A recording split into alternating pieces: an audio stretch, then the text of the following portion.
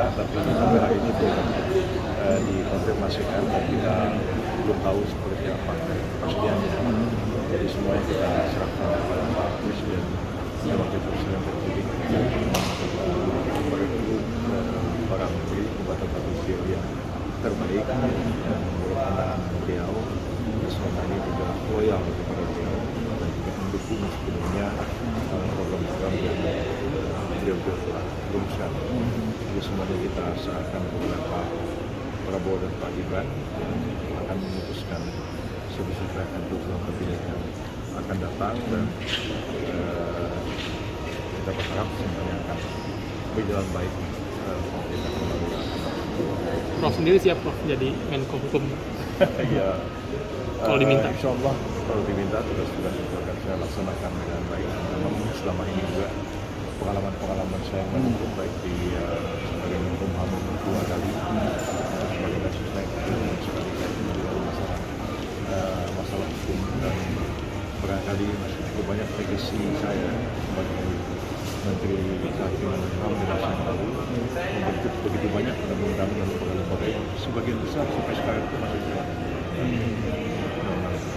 Misalnya KPK, undang-undang KPK, undang-undang Polhut, Baris, undang-undang TNI, undang-undang Polri, undang-undang Kejaksaan, hampir semua itu undang-undang yang dibentuk pada waktu saya menjadi Menteri. Itu harapan kita ke depan ya akan lebih baik. Tapi sejauh ini Profesor akan mengajarkan diskusi komunikasi gitu. Apa namanya, diskusi sudah lama kita lakukan sebenarnya. Sejak sebelum pencoblosan Pilpres dan sesudah itu ya tentu beliau sudah sibuk dan bahan-bahan sudah matang dan diskusi internal itu tentu dilakukan ya. Kami juga sering komunikasi dengan tokoh-tokoh dan Pak Dasko dan semua itu sering melakukan pikiran memberikan apa yang lebih baik kita laksanakan dalam suasana.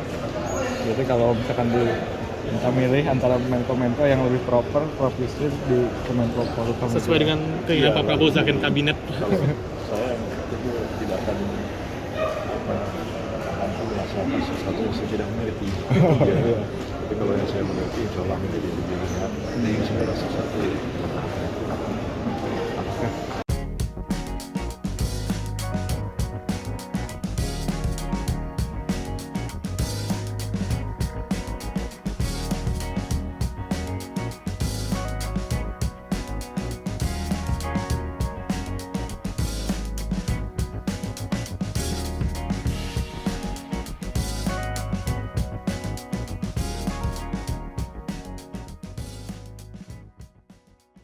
Junjung tinggi prinsip jurnalisme dalam setiap tayangan terbaiknya.